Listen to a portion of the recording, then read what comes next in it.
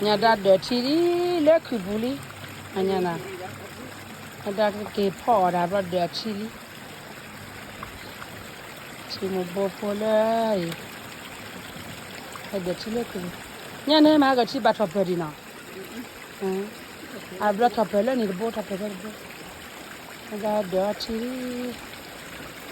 nhà chọnนี่ใจบ้าขี้chọn chân là bộ này cái chọn chân nào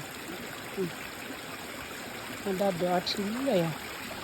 chỉ là lên chế phô để nhà đã cứ điเลย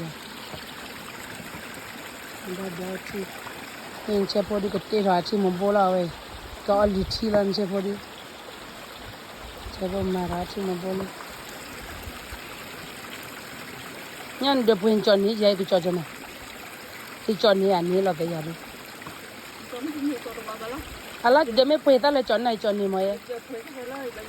cái chọn ní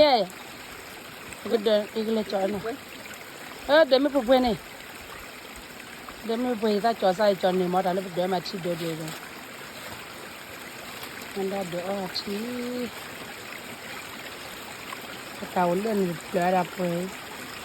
đỡ lên rồi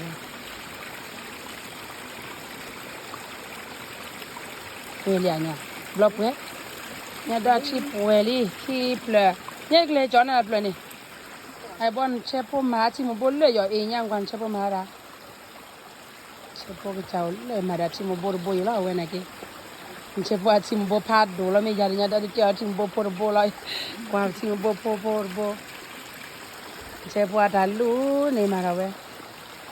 chán à chế po cái phò mày đã đi chi lại bao nhà đó chỉ là cứ một treo gì nó bao nào